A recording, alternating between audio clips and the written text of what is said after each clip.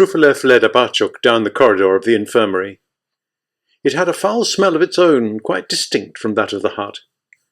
They walked in semi-darkness past heaps of wooden stretchers and bundles of jackets waiting to be disinfected.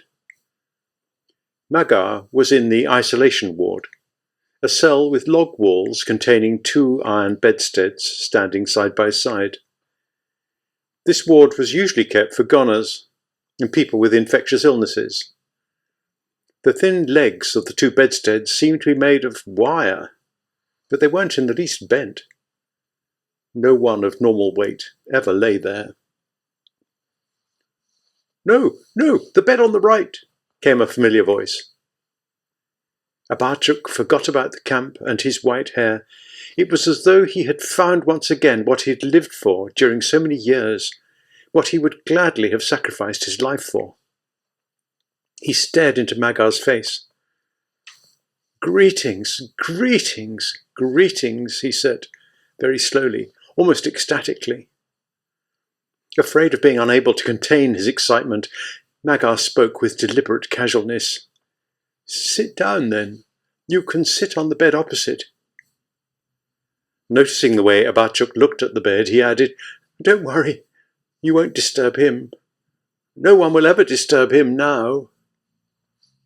Abarchuk bent down to take a better look at his comrade's face, then glanced again at the corpse, draped in blankets. "How long ago?" "Oh, it's 2 hours since he died. The orderlies won't touch him until the doctor comes. It's a good thing. If they put someone else there, we won't be able to talk." "True enough," said Abarchuk. Somehow he couldn't bring himself to ask the questions he so desperately wanted to. "Were you sentenced, along with Bubnov? Or was it Sokolnikov's case? How many years did you get? Which isolation prison were you in? Vladimir or Sustal? Were you sentenced by a special commission or a military board? Did you sign a confession?" "Who was he?" he asked, indicating the draped body. "What did he die of?" "He was a kulak. He just had too much of the camp. He kept calling out for some Nastya or other. He wanted to go away somewhere."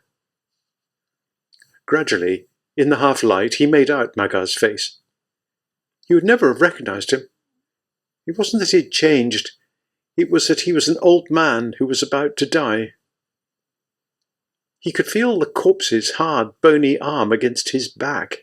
It was bent at the elbow. Sensing that Magar was looking at him, he thought, "He's probably thinking the same thing. Well, I'd never have recognized him." "I've just realized," said Magar. "He kept muttering something. Wah, wah, wah, wah. He wanted water. There's a glass right beside him. I could have carried out his last wish." "It seems as though he can interrupt us even now." "No, that's hardly surprising," said Magar. Abarchuk could recognize the excitement in his voice. Magar had always begun serious conversations in this tone. "It's not really him we're talking about," Magar continued. "We're talking about ourselves." "No," said Abarchuk. "No." He caught hold of Magar's hot hand, squeezed it, put his arms round his shoulders, and then began to choke, sobbing silently and trembling. "Thank you," Magar murmured. "My comrade, my friend." They both fell silent, breathing heavily. They were breathing in time with one another. To Abarchuk, it was not only their breathing that was united. It was Magar who broke the silence. "Listen now," he said, sitting up in bed. "Listen, my friend. This will be the last time I call you like this." "Oh, don't talk like that," said Abarchuk. "You're going to live." "I'd sooner undergo torture, but I have to say this. You listen, too," he added, turning to the corpse. "What I'm going to say has to do with you and your Nastya.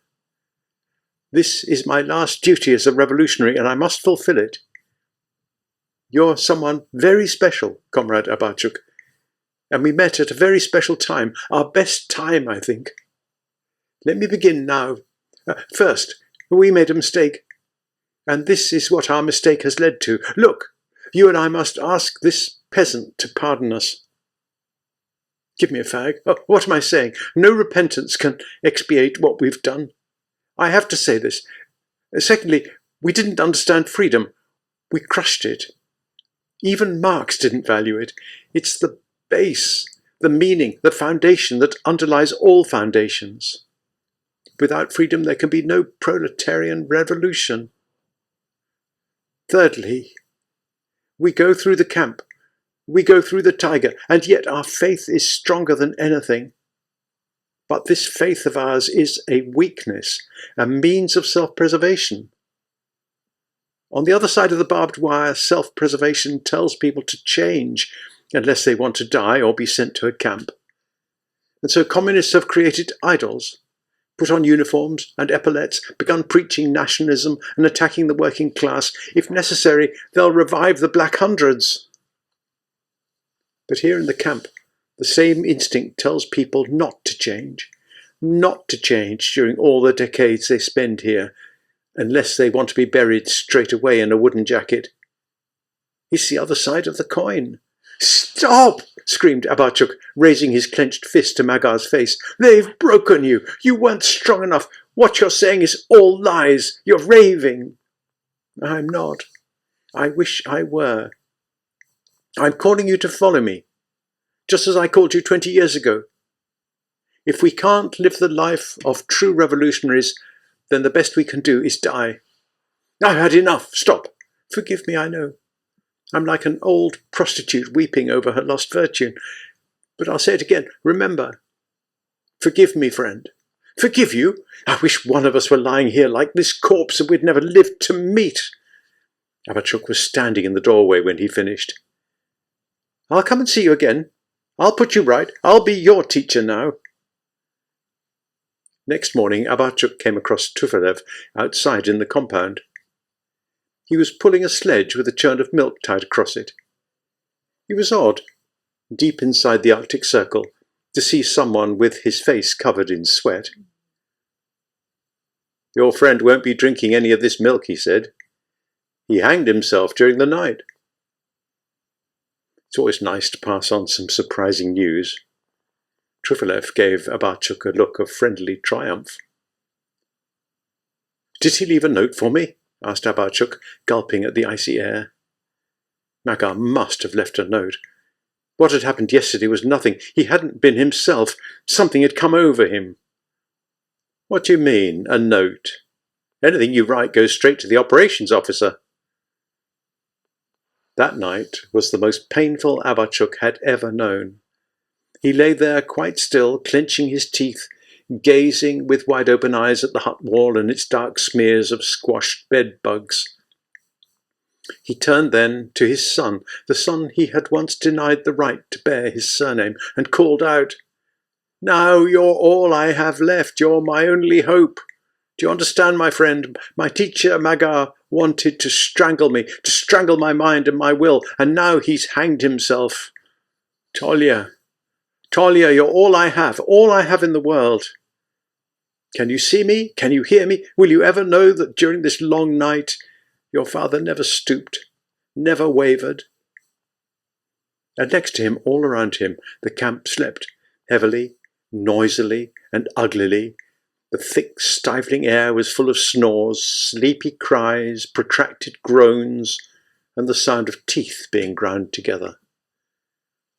Suddenly Abarchuk sat up. He thought he'd seen a shadow close by in the darkness. In late summer of 1942, Kleist's army group in the Caucasus seized the most important of the Soviet oil fields near Maykop. German troops had reached Crete and North Cape, southern Finland, and the shores of the Channel. The Desert Fox, Marshal Erwin Rommel, was 80 kilometers from Alexandria. Chasseurs had hoisted the swastikas over the peak of Mount Elbrus.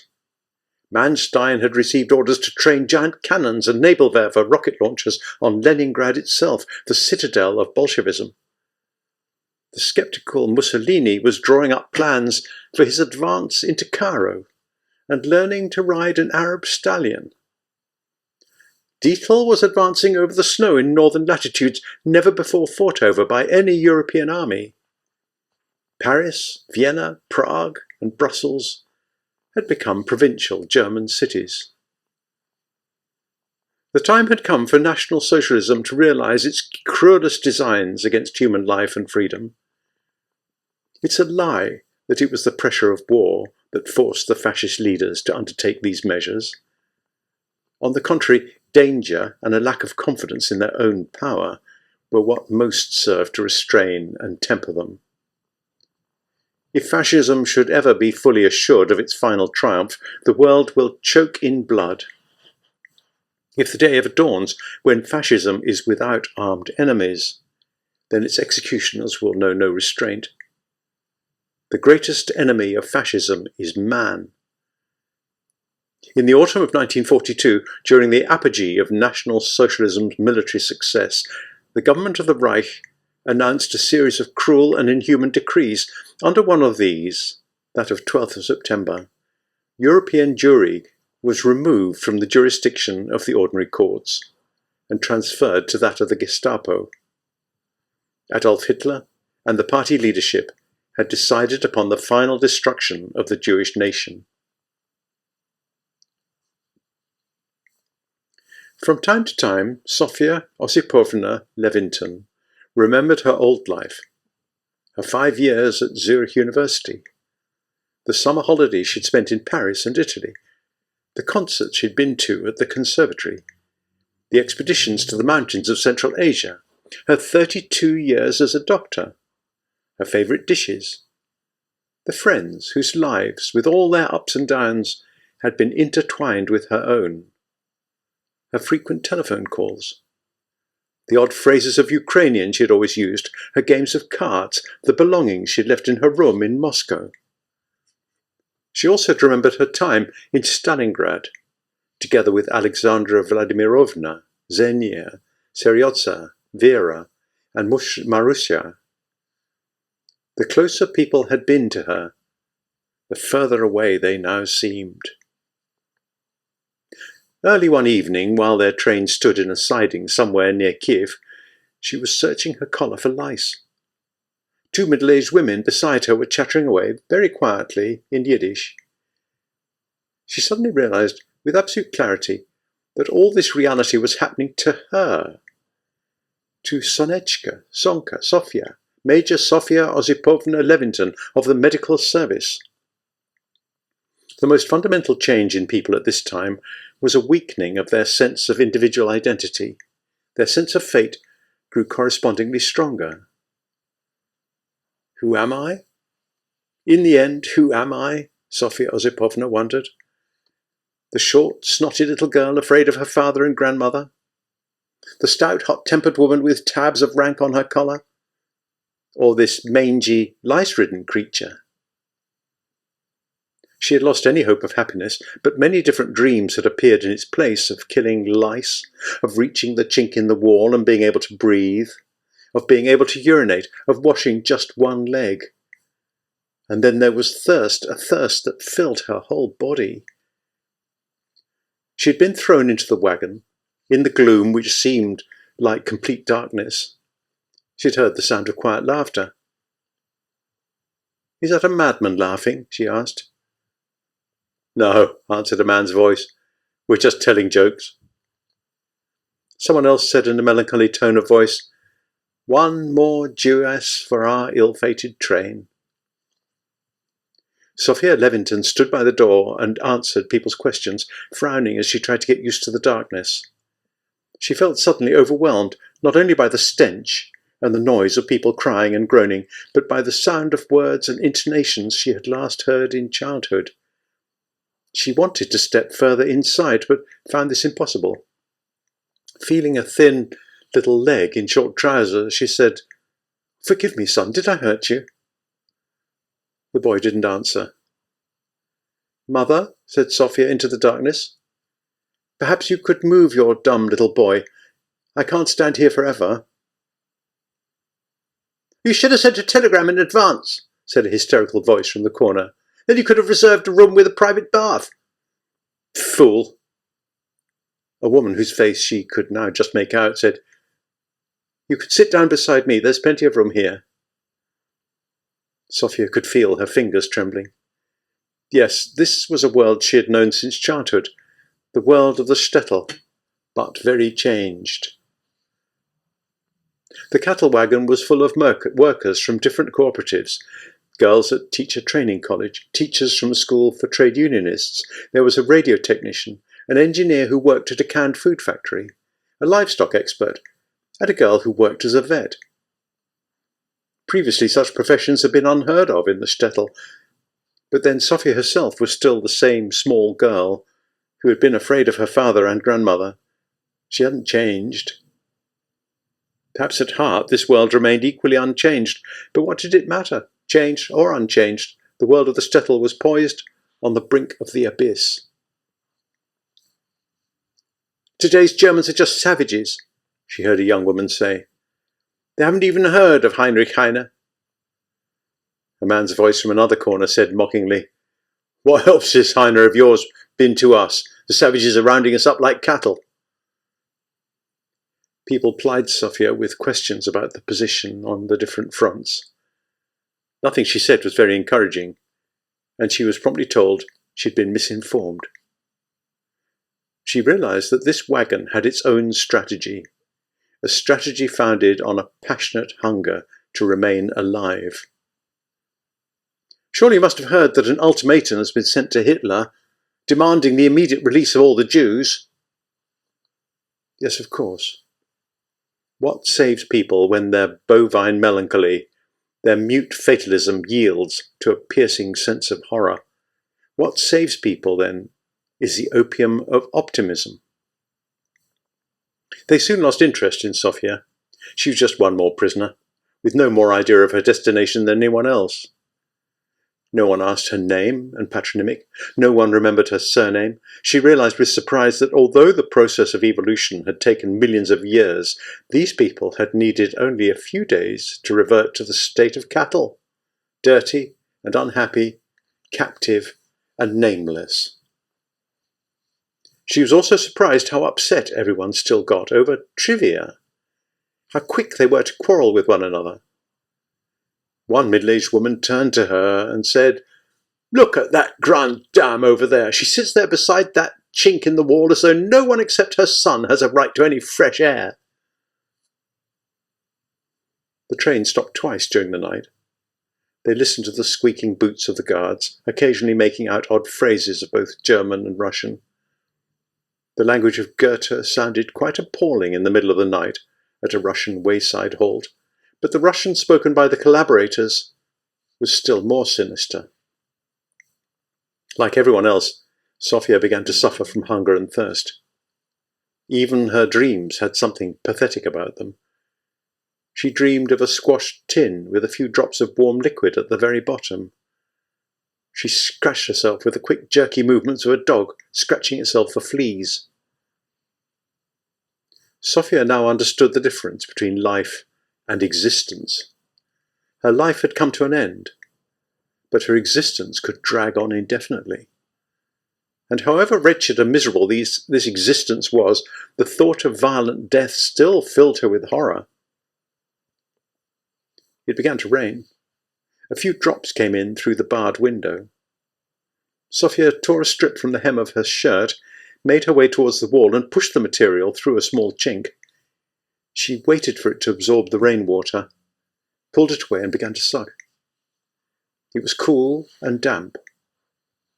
Soon the other people sitting by the wall were following her example, and Sophia felt quite proud of herself. She was the one who had thought up a way of catching the rainwater. The little boy she had bumped into during the night was still sitting nearby. He was watching everyone squeeze their shreds of material into the chinks. The dim light was enough for her to make out his thin face and sharp nose. He must have been about 6 years old. Sophia realized that he hadn't moved or said a word while she had been there, nor had anyone else said a word to him. She held out her wet rag and said, "Here you are, son." He didn't answer. "Go on, it's for you." Hesitantly, the boy stretched out his hand. "What's your name?" she asked. "David," he answered quietly. Sophia's neighbour, Musia Borisovna, told her that David was from Moscow. He had come to stay with his grandmother and had been cut off by the outbreak of war. The grandmother had died in the ghetto and had been left with another relative, Rebecca Bookman. Her husband had fallen ill, and she wouldn't let the boy sit beside her in the wagon. By evening, Sophia had had her fill of conversations, stories, and arguments. She was even talking and arguing herself.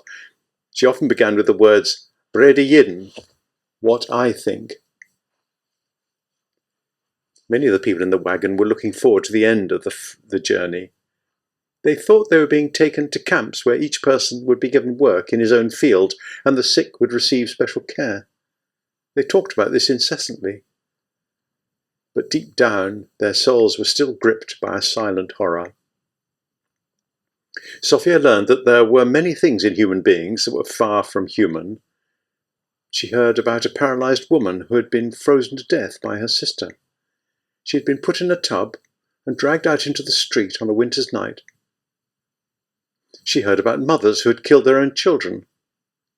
There was one in this very wagon. She heard about people who had lived in sewers for months on end, eating filth like rats, ready to endure anything if only they could stay alive.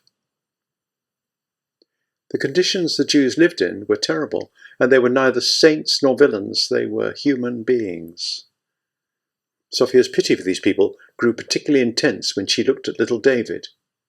Most of the time, he just sat there without saying a word. Sometimes he took a crumpled matchbox out of his pocket, looked inside, and hid it away again. For several days now, Sophia hadn't wanted to sleep. She sat there with wide awake in the stinking darkness. I wonder where Xenia Shaposnikova is now, she thought suddenly. As she listened to people's cries and mutterings, she realized that their heads were filled with painfully vivid images that no words could ever convey. How could these images be preserved? How could they be fixed, in case men remained alive on Earth and wanted to find out what had happened?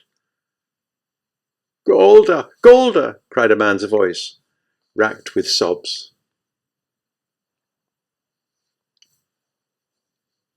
The brain of the 40-year-old accountant, Naum Rosenberg, was still engaged in its usual work. He was walking down the road and counting.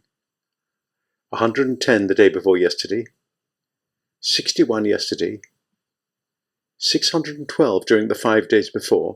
Altogether that made 783. A pity he hadn't kept separate totals for men, women and children. Women burn more easily. An experienced brenner arranges the bodies so that the bony old men who make the lot of ash are lying next to the women. Any minute now they'd be ordered to turn off the road. These people, the people they'd been digging up from pits and dragging out with great hooks on the end of ropes, had received the same order only a year ago. An experienced brenner could look at a mound and immediately estimate how many bodies there were inside. 50, 100, 200, 600, 1,000. Scharführer Elf insisted that the bodies should be referred to as items. 100 items, 200 items. But Rosenberg called them people. A man who had been killed, a child who had been put to death, an old man who had been put to death. He used these words only to himself, otherwise the Scharführer would have emptied 9 grams of metal into him. But he continued obstinately muttering. So, now you're coming out of the grave, old chap. There's no need to clutch your mother like that, my child. You won't be separated from her now. What are you muttering about over there? Me? No, nothing. You must have imagined it. And he carried on muttering. That was his little struggle. The day before yesterday there'd been a pit with only 8 men in it. The Scharführer had spluttered. It's ridiculous. How can you have 20 brenners burning 8 items? The Scharführer was right, but what could you do if there were only 2 Jewish families in a whole village? Orders were orders. All graves were to be dug up and all bodies burned. Now that they'd turned off the road, they were walking along the grass, and there, for the 115th time, was the grey mound of a grave In the middle of a clearing, 8 men dug, 4 men felled oak trees and sawed them into logs, the length of a human body. 2 men split these logs with axes and wedges. 2 men went back to the road to fetch old dry planks, kindling and petrol cans. 4 prepared the bonfire site and dug a ditch for the ash pit. Yes, they'd have to work out which way the wind was blowing. The smell of damp and mould immediately vanished. The guards began laughing, cursing and holding their noses. The Scharführer walked off to the edge of the clearing. The Brenners threw down their spades, tied old rags round their mouths and noses, and picked up their hooks again. "Oh, good day, Grandad. So you're seeing the sun again. My, you are heavy." A mother who had been killed with her 3 children, 2 boys, one of them already at school, and a girl born in 1939 who had had rickets. But never mind, she's cured of that now. "Don't clutch your mother like that, my child. She won't leave you now." "How many items?" shouted the Scharführer from the edge of the clearing. 19. And then very quietly to himself, "Dead people." Everyone cursed. They'd wasted half the day, but then last week they'd dug up a grave with 200 young women in it. When they'd taken off the top layer of earth, a cloud of grey steam had risen from the grave. The guards had laughed. "These women are really hot stuff." First they laid dry wood over the ventilation ditches, then a layer of oak logs. They burned well. Then women who had been killed, then more wood, then men who had been killed, then more wood, then the bits of human bodies that were left over, then a can of petrol, and then, right in the middle, an incendiary bomb. Then the Scharführer gave the order. The guards were already smiling as the Brenners shouted out, "It's alight!" Finally, the ash was shovelled back into the grave, and it was quiet again. It had been quiet before, and it was quiet again. Then they'd been taken further into the forest. This time there was no mound in the middle of the green clearing, and the Scharführer ordered them to dig a pit 4 meters long by 3 meters wide. They understood at once. They had completed their task. 89 villages, 18 shtetl, 4 settlements, 2 district towns, 3 state farms, 2 arable and 1 dairy. Altogether, that was 116 localities, 116 mounds they had dug. Rosenberg, the accountant, was still counting as he helped dig the pit for himself and the other Brenners. 783 last week, and 4,826 during the 30 days before. That made 5,609 bodies they had cremated. He counted, and time slipped imperceptibly by. He was working out the average number of items, no, human bodies, in each grave. 5,609 divided by 116, the number of graves, that made 48.35 bodies in each communal grave, 48 in round numbers. If 20 Brenners had been working for 37 days, then each Brenner— "Fall in!" shouted the chief guard. "In die Grube, Marsch!" bellowed the Scharführer. But he didn't want to be buried. He started to run. He fell down. He started running again. He ran slowly. He didn't know how to, but they didn't get him. Now he was lying down on the grass, surrounded by the silence of the forest. He wasn't thinking about the sky above, nor was he thinking about Golda, who had been killed in her 6th month of pregnancy. He was counting, trying to finish the calculations he'd been doing in the pit. 20 Brenners, 37 days, so first the total of Brenner days, second how much wood per man, third how many hours each item took to burn, how many— A week later he had been caught by the police and taken to the ghetto. And here he was in the cattle wagon, still muttering away, counting, dividing, multiplying. The accounts for the year. He'd have to hand them in to Bookman, the chief accountant at the State Bank. And then suddenly, while he was dreaming, his tears had come gushing out, burning him, breaking through the crust that had formed over his brain and his heart. "Golda! Golda!" he cried out.